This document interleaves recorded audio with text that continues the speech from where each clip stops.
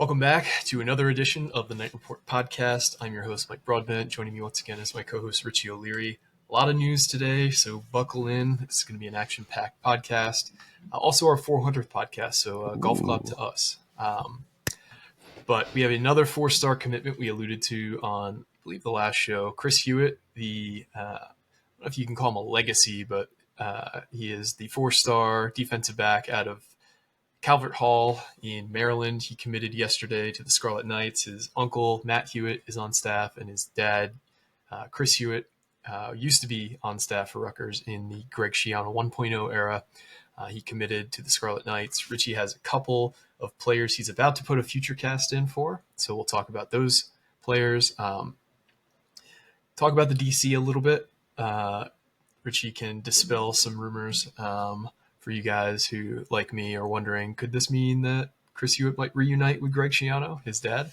And obviously, we had a huge win last night, quad one road win for the Scarlet Knights basketball team, taking down the Northwestern Wildcats.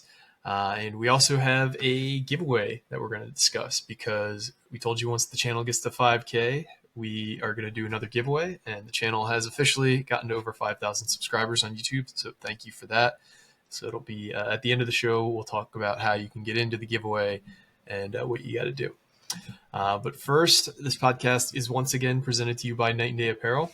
Hey, Rutgers fans, get ready to slam dunk your style with Knight and Day Apparel. Cheer on your Scarlet Knights this basketball season in our exclusive Rutgers gear. From trend-setting designs to lifestyle garments, we've got you covered with everything you need to support your team in comfort and flair. Stand out in the crowd and show your passion for Rutgers basketball with designs that celebrate every dribble, dunk, and victory. Use our promo code RutgersRivals to get 10% off your purchase. Don't wait. Head to Knight Day Apparel today and gear up for game day. Go Knights. We are also presented to you by BetOnline. BetOnline is the world's most trusted betting platform and your number one source for online betting in 2025. Whether you're a seasoned fan or a first-time bettor, BetOnline is the ultimate game day companion. With the largest selection of odds on everything from football, the NBA, college basketball, to NHL and UFC, BetOnline is your number one source for the new year. Every touchdown, three-pointer, and hat trick, BetOnline has you covered with the odds, stats, and everything for game day. BetOnline, the game starts here. All right, so let's start off with Chris Hewitt Jr.'s commitment. Four-star defensive back. We kind of knew this was coming. He was a longtime Rutgers lean, but they finally locked it in. Yesterday, Greg Schiano met with the Hewitt family in home and locked up that commitment. Talk about what Rutgers is getting in Chris Hewitt Jr. as a player and how his commitment ended up ending with him as a Scarlet Knight. Yeah, he's a true athlete. I know we don't have him as athlete, unlike some of the other guys, which we probably shouldn't have as athlete, but we do. Besides the point. Plays wide receiver, plays DB, plays corner safety for them at Calvert Hall. Kind of reminds me of a little bit of a Jacoby Henderson type.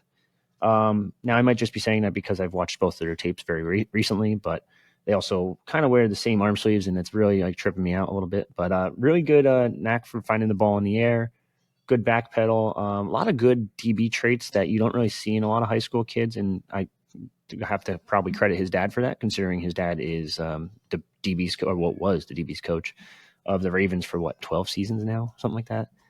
So yeah, I mean, a lot of good little traits like that. I wish he would get better at tackling. It feels like he uses his arms a little bit too much, and that works in high school because you're probably stronger than most of the guys at the high school level. However, when you get to college, those arm tackles are just they're going to be broken tackles at that point. There's times where he's able to really diagnose the play before it even happens, whether it be a run or pass, good back pedal, good arms, good length, very lengthy kid. And that's kind of been the whole feeling among most of these kids in this class. Elias Koch's pretty lengthy. Wadiq Collier, I mentioned to you off the pod, 7-foot wingspan, like that's extremely lengthy. But yeah, no, I mean, just a very solid overall DB.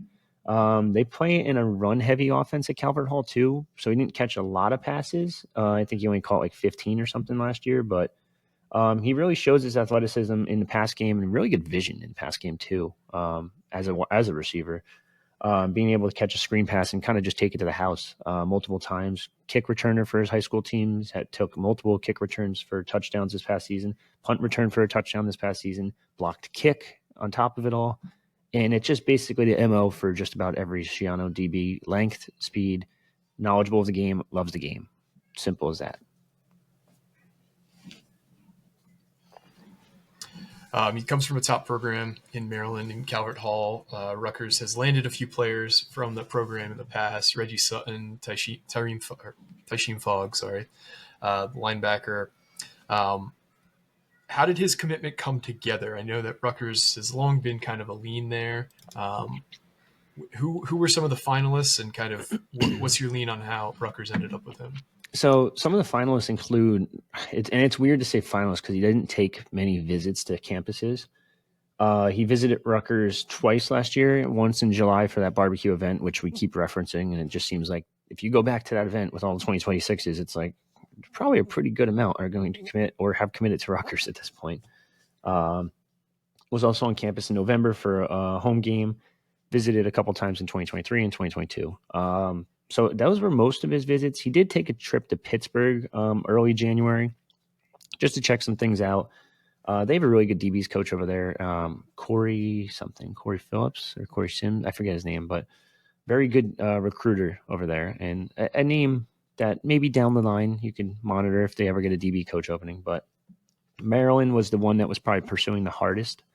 We know Maryland hosted him for a game day visit this past fall.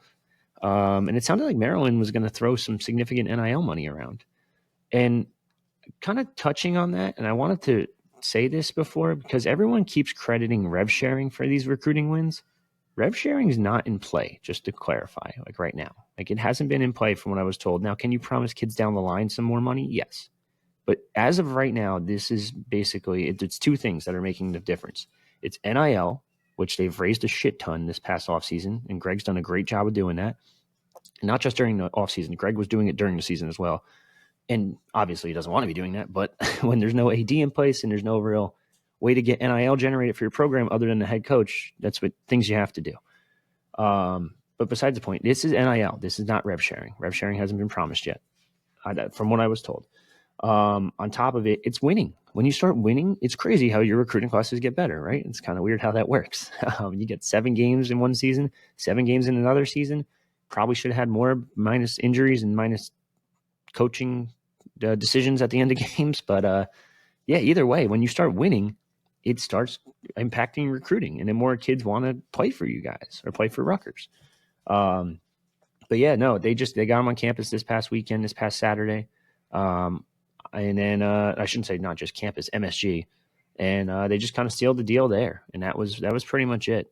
He's been a Rutgers lean for God knows how long. He told us he's been kind of knew he was going to go to Rutgers from the get-go. And just based on the visits alone, he's canceled multiple visits to Penn State this past fall. He canceled visits to Pittsburgh this past fall. And you could say whatever reasoning you want. I've been told some people have been putting out the fact that he's canceling due to not being able to make the trip or not being able to find a ride, which I think is always just a bullshit excuse. And just like, yeah, I changed last minute. I don't really want to go anymore. Like, it's too far. Like, that's fine. But really good get for Rutgers. Another 4-star. Third in this class? Second in this class? Third in this class? I forget. The third 4-star in this class, yeah. Yeah, so really talented class so far. And like you said, last pod might be the most talented ever. It definitely seems like it. I can't remember a class starting off this hot. Maybe like the 08 or the 09 class, the one where they got Desmond Scott early, and Mark Glazinski, remember him? The center from Immaculata? 09. Immaculata, man. Too. What happened to that program? Right? They had like Theo Riddick, and yeah, they had a few big names, and they haven't really done anything since. Yeah, it's crazy. Totally different world, but anyway. So hot start for Rutgers. Doesn't sound like things are going to slow down anytime soon either, because you're about to put in some other big time FutureCasts. Talk about the players that you are about to FutureCast to Rutgers. Let's start off with the fact that they might finally get a Jersey guy. It's kind of weird that they don't have any Jersey guys in this class so far. But Kai Pritchard, Donovan Catholic, has been a Rutgers, I'll call him a lean for a little while now. We've talked about him quite a bit. Boston College is making a significant push there. I actually think it was last pod we mentioned it. Yep. Savon Huggins is his lead recruiter there, pushing pretty heavily. I don't think it really matters. He's going to try to get up to Boston College. Was it last week? No, he went to Boston College in November, but he's supposed to go to Boston College again. I think it's this upcoming weekend because he was at Rutgers last weekend, or MSG, whatever you want to call it. Top 225 kid, very talented offensive tackle. Plays on a team that's really not that good in Donovan Catholic. You could blame a number of factors. I kind of blame the new principal / superintendent too. They just don't invest, and it sounds like that program specifically is not going to last much longer. But he landed his teammate in Mike Thomas III in the last cycle. We know the coaching staff is very, very familiar with Rutgers, very high on Rutgers. Curcione's a pretty good coach. I wish he just had more to work with down there. But they made admissions very strict and very tough for transfers, and it's a big reason why that program's not sustainable. But either way, has been to Rutgers a million times, has been to, 3 or 4 games last year, this past season? 2 games, and then look at that. He was at the July barbecue event. Weird. Now, Penn State was pushing for him as well. Illinois also got him on campus last year. On top of it, top 5 is those 4 schools, along with Tennessee, who he's never visited before. I don't think it's going to end necessarily soon, but I could see this one being done by spring. To define spring, I'll say spring ball, maybe even commits during spring ball around there. So I might be jumping the gun a little bit early on this one, but Rutgers has been in the lead for quite some time. So here we are, FutureCast. Love it. And who else could potentially be coming here? You had 2 guys? Yes. Mentioned? Okay. Anthony Hall, now tricky because you look him up on Twitter. His name's his name is Laniel Hall. You go to his huddle, it's Anthony Hall. So either way, it's the same person. Kid they've been after for a little bit now. I forget exactly when they offered, but he was on campus back in November for another game. Came back to campus this past weekend for the MSG game. Craig Schiano and I forget, it wasn't Flaherty. I think it was Noonan. Went up to visit him at his school this past Tuesday? I forget, one of the days this week. And the kid just really has Rutgers like at or near the top right now. Now there's some other schools pushing too. He visited Tennessee recently. I know Boston College is trying to get him back on campus. But other than that, it sounds like this is Rutgers all the way, and that could be 2 offensive linemen already in this class. So that it'll probably consist of 4, maybe 5, depending on who wants to join. But massive kid, 6'5", 320. I want to say, I know he's listed offensive tackle, but I feel like he might. It's tough. I feel like he might be better suited as a guard. Either way, it doesn't matter. They'll figure that out down the line. But Pat Flaherty putting in a little bit of work here as well. Charlie Noonan, kind of the New England recruiting guy up there, just doing a really good job. And now this one I could see popping a little bit quicker than spring. I think this could happen in the next couple weeks. I know February is a dead period after this weekend's junior day, so give them some time to think about some stuff, and then you get back into the New England area. And it's an area that's been really talented over the past couple of years and just kind of getting more and more talented with those prep schools, just bringing in more and more guys and giving them an extra year. Love to hear it. Let's talk about the DC search. So I'll take part of the blame here. It just seems like too convenient of timing, especially Rutgers is now over 2 months without a defensive coordinator. It's the longest standing opening for a coordinator in the Power 4.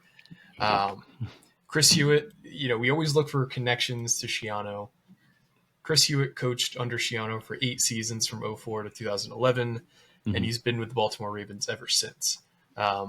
He's a defensive coach. He was previously and I say previously, and it'll be important in a second, the assistant head coach, passing game coordinator, and secondary coach with the Baltimore Ravens. They mutually agreed to part ways just about 3 hours after Chris Hewitt Jr. announced his commitment to Rutgers. Is there some smoke here, or is it just my tinfoil hat, conspiracy theory brain working overdrive here?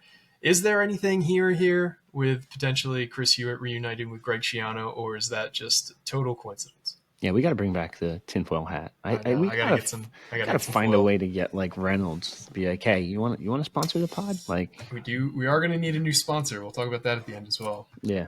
But anyway, no, nothing to read into there. He's staying in the NFL. I was told multiple times he has no interest in the college game.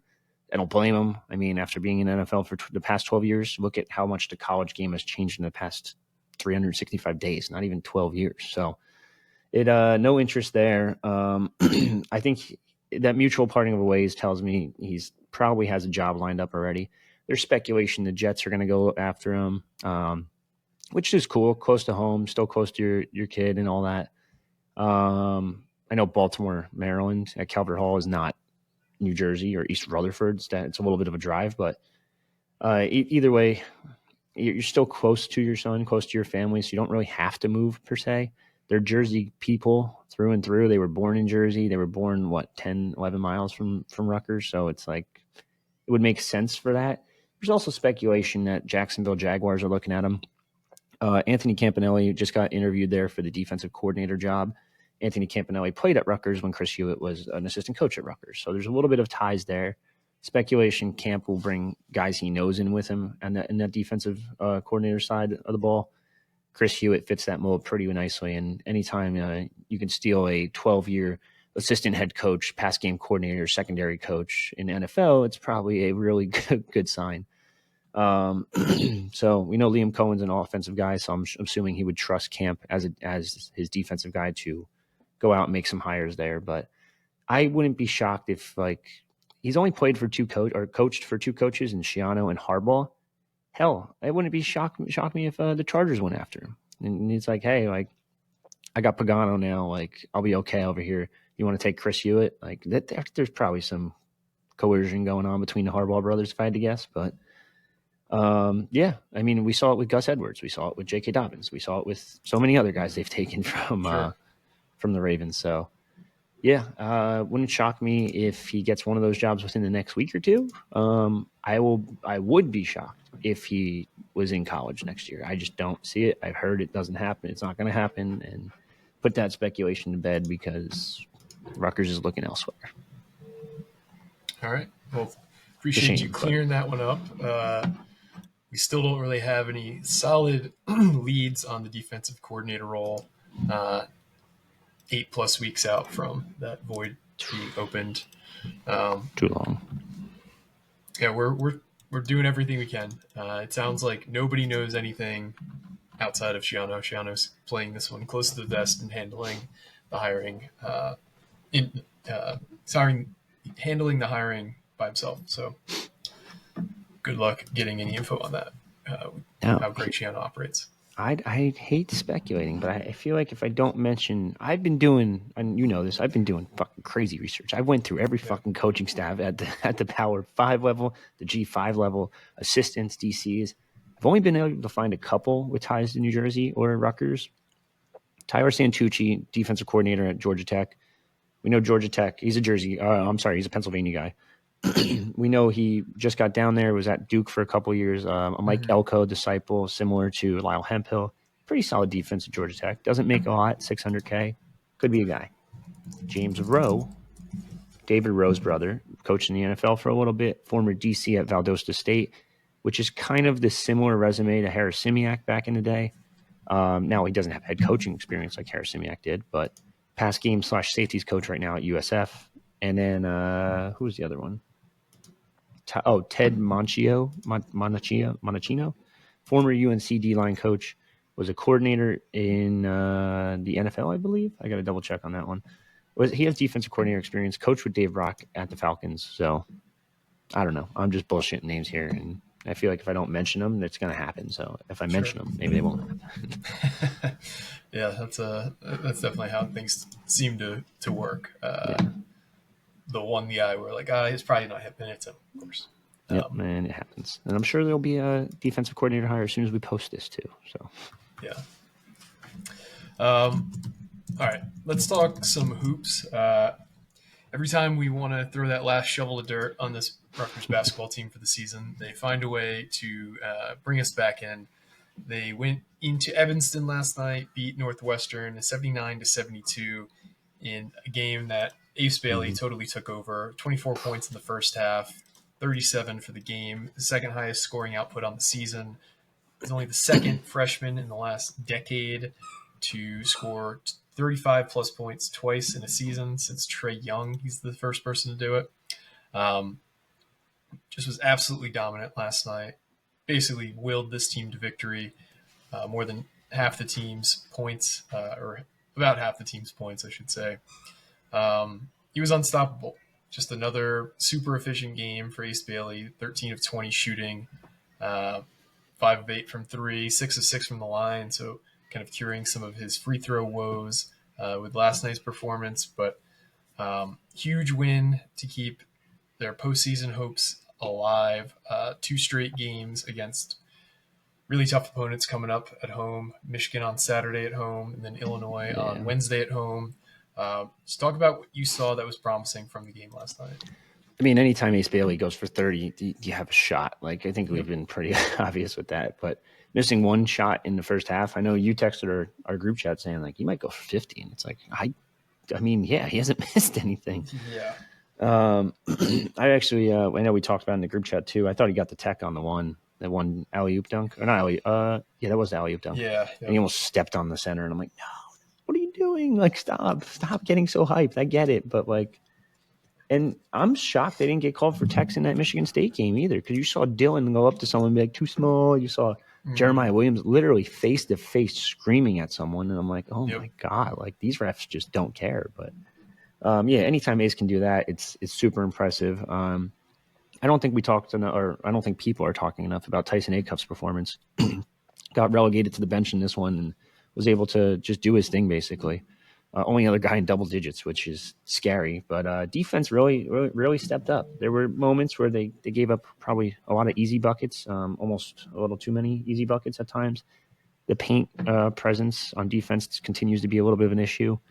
But anything they threw at, going back to offense, anything they threw at Ace Bailey, it didn't matter. Like, they couldn't stop him. He's taking long twos with defenders in his face, and it doesn't matter because no one can reach the 6'10" wingspan when the ball's up here and they're all down here. And Rutgers did a good job of a little bit of off-the-ball screening too, getting him switches and trying to put Leach on him more and more. And I know Leach was kind of the main defender originally. Then you saw them start to shift and throw, who was it, Martinelli, and then they threw one of the big men on him as well. And you saw them still switch back to get Leach on him because I don't think Leach had that wingspan in order to cover him. And Ace just kind of did whatever he wanted with the ball, or whatever he wanted in order to score. He still shoots the worst like shots ever, the deep two, and I'm like, dude, just take like a half step back and just hit the three at that point. Taking that little like off the block fade away, and he just nails it. And I'm just like, every time I watch him, it's just, you see he has that potential to hit these shots, and then he hits them, and it's like, holy shit. But then other times I'm like, why are you taking? Why are you up? You know, it went in. Never mind. You know what? Take it back. But I just, and I don't want to sound like a Debbie Downer, I just don't know how sustainable it is to count on Ace for 35 plus a game when Dylan's not in. I really thought when Dylan was out, it was game over. But he proved me wrong. Other guys stepped up too. I thought Lathan played a little bit better. There's still moments where it drives me nuts and he just can't get rebounds. And then there's moments where he's able to get like 3 in a row. And Dylan Grant continues to be Dylan Grant. He just does the gritty stuff, the stuff that Pike will probably loves. I'm trying to think. Oh, JaMychal Davis didn't get enough praise either, I feel like. Hell of a game. 1 turnover, 8 assists, 7 points. Played smart, didn't really force a lot of stuff. This is a guy that it seemed like every game he was getting blocked. And I think he actually got blocked on one yesterday. But, yeah, I mean, just very, very smart basketball for everyone, it seemed like. And I still feel like the rotation's a little bit too long, but I guess you gotta kind of have to do stuff like that when you don't really have bodies. Like, you lost Emmanuel Ogbol, you lost your starting guard in Dylan Harper. But I think people got to stop talking about Dylan sitting out. I saw Brad Watchell post something about it. I saw there's a whole thread on our boards talking about Dylan and Ace sitting out the season, preserve their eligibility. Saw other Rutgers fans saying, like, I'd be shocked if he returns. Like, let him get healthy. The kid loves the game of basketball. If he's able to play, he's going to play. That's it. Simple as that. Would it cost him a little bit by keep playing and maybe suffering another injury? But that's the game of basketball too. Like, it's the most prone surface for injuries in every single sport because of all the cuts, the stops and starts. It's just there's nothing you could do. It's just the game of basketball. Does he get injured? a little bit. Did he have the flu? Yeah, that's just bad luck. Like some of them, but yeah, I think no matter what, he's going to play as soon as he's healthy. Is that Saturday? I don't think so personally, but we'll wait and see. Yeah, I was going to ask that next. So he's in a boot. He was in a boot all week. They were saying on the broadcast. Mm-hmm. Any timetable on this, or is this just going to be like basically a day-to-day type situation at this point? I think it's, and I know I said it was day to day on the boards, but now the more I talk to people, it sounds like it's more like a week to week situation. It's once you twist your ankle like that, it could be swollen for a week. It could be swollen for months. That's the problem. One day he's able to give it a go in practice, as you saw. Well, I guess you didn't see. As you knew ahead of the Michigan State game, he had one practice where he did really well. It was perfectly fine. Then the day after, it's like, oh shit, swollen up again. Like can't really practice. And then you go to the game and you see him not even using like any weight on his one ankle compared to the other. So it's just kind of a week to week thing. I think you just let him rest. Did they? I know people are like, yeah, why they play him against Michigan State? Like they've made it worse. And it's like, you got to understand, this kid is one of the most competitive kids out there. He wants to play at the Garden. There's one shot to play at the Garden in college, and it's that game. He did it. He tried. He gave it a go. Couldn't really play much in the second half. I thought he was – the funny part is he was probably, one of your top 3-4 scorers in the game, and he only played 13 minutes. So it's like even a hurt Dylan's better than most of – and this is not I guess it is not, but it's better than most of the other players on the team. But he wanted to give it a go. He tried. Couldn't make it, and he sat out the rest of the game. Did that affect the game at all? No, because who are you putting in that's going to score? No one, because there was literally no one else on the game that could score other than Durkak in that one. But yeah, I don't think you got to stop putting Pike or blame on Pike and staff for playing him in that one. Like the kid's ultra competitive. He wants to play. So just got to let him heal up. That's all it is. And I think maybe you let him heal Saturday and then go from there and see how he feels next week.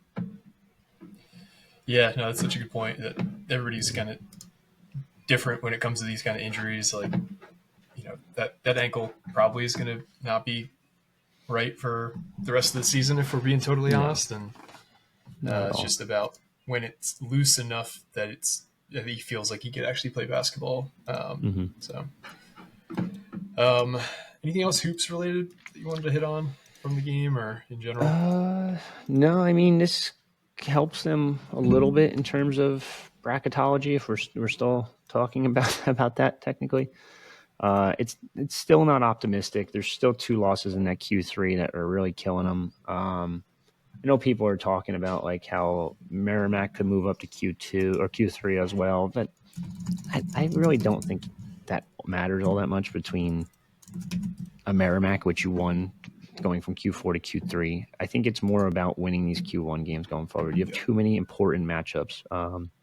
Michigan at home, Illinois at home, Maryland on the road, Iowa home, Oregon on the road, Washington on the road. You can't, and you also can't afford to lose, say, like a Minnesota game. And Minnesota's proven that they're actually more competitive than I think most people thought. I actually thought they were dead in the water like a couple weeks ago, but who'd they just play? They played someone that was really competitive. I can't remember. Is it UCLA? No.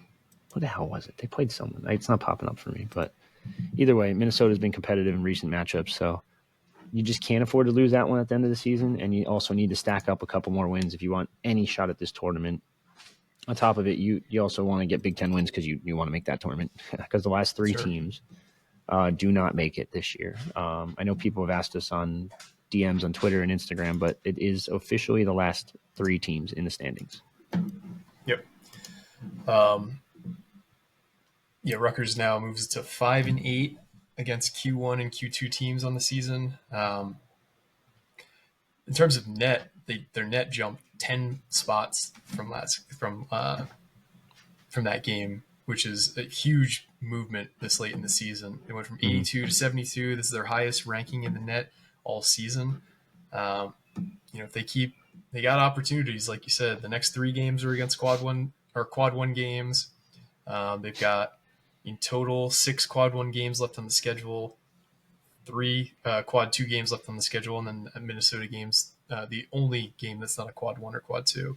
So just stack these wins, and the path is there. They just got to win these games, which easier said than done. But tough sledding the rest of the way for this basketball team. That's what it was. Minnesota had a 4-game losing streak, then beat Michigan, at Iowa, and Oregon all in a row, and then just got dog walked by Michigan State. So, so that's Minnesota team you can't count out. You can't lose that one. You lose that one, and you might as well just call it a wrap it up. Yep. Hate to look ahead, but a couple other things I wanted to touch on before we head out of here. The Shrine Bowl is tonight. Rutgers has 3 players in the Shrine Bowl in Robert Longerbeam, Holland Pierce, and in Keontae Hamilton. A bunch of guys getting a ton of good press throughout this Shrine Bowl week. Holland Pierce has gotten a lot of positive press. So is Robert Longerbeam. A little bit quieter for Keontae Hamilton, but Keontae Hamilton also played in the Hula Bowl, where he did get a lot of positive press. Brian Baldinger, if you know him, Baldy's on the NFL Network, he gave Keontae Hamilton a ton of love, and he's a defensive line specialist, so it's always good to hear from that. So if you want to watch the Shrine Bowl, that's tonight, I believe at 7 o'clock. Correct me if I'm wrong. Let me find out for you real quick. I think it's on NFL Network too. Yep. Here we go. NFL Network, 8 o'clock. NFL Network. Yep. AT&T Stadium. So not a whole lot of sports tonight. So if you're bored on the couch, check that out. We are also looking for a new sponsor. Yes. Knight and Day has been a great partner, but we are mutually parting ways there. So if you are interested in becoming the presenting sponsor of the Knight Report podcast, reach out to Richie or I either on social media, the boards, or by email. Richie's email is rurichie@gmail.com. Yep. So if you're interested in that, let us know. And finally, let's talk about this giveaway. So we've hit 5,000 subscribers on the YouTube page. So we told you once we got to that, we would do a giveaway, and it's going to be a celebration of 400 episodes of the Knight Report podcast. So if you'd like to be involved, we're giving away 2 prizes. The first is going to be a copy of the Dylan Harper Ace Bailey Slam magazine. That is going to be one prize, and the other prize is going to be kind of kick this back and forth about what it's going to be. But is it going to be the Trapezoid of Terror shirt? Yeah, well, the Trapezoid of Terror shirt we'll throw in there too. Well, I don't know. I'm going to try to make it like a couple different prizes. So, like, let's say first place hypothetically will get, or not hypothetically, first place will get the Slam magazine 6-month subscription to Knight Report. If you already have one, I can just comp you for 6 months and save you 6 months worth of pay or whatever. And then let's do an Isaiah Pacheco Rutgers jersey. Ooh, okay. Yeah. I mean, you could choose the Kansas City Chiefs version if you really want. But I'll say Rutgers just to make it Rutgers-centric. I'll let the user, whoever wins, pick. Second place, we'll do another 6-month subscription, Trapezoid of Terror t-shirt. I feel like I have something else to give away. I can't think of it. Oh, yeah. I have the Ace Bailey jersey, too. Should we switch the Ace Bailey jersey for first place instead? Yeah, let's do the Ace Bailey jersey for first place. All right. Slam Magazine, Ace Bailey, 6 months. Second place, Trapezoid Terror t-shirt, 6-month subscription. Perfect. So if you'd like to enter the contest, it's going to be similar to how we did the previous ones. So you're going to get 2 entries if you write a 5-star review on Apple Podcasts and mention 400. Don't just put 400. Mention 400 in your response in some way. Just the number 400, and that'll get you 2 entries into this contest. If you comment below in this video or future videos where we discuss the giveaway, and you mention 400 in your comment, that'll get you 1 entry. So we're going to run this probably for about a month, how we normally do it. So by the end of February, we'll do our drawing, and we'll pick our winner. But this is just another way that we say thank you, give back, and also you could help us out a little bit on the YouTube algorithm by commenting and help us boost ourselves up in the charts with those 5-star reviews. Yeah, sure. that is all we got for today. I want to thank you all for listening. You can unbuckle your seatbelt. The news is over from us.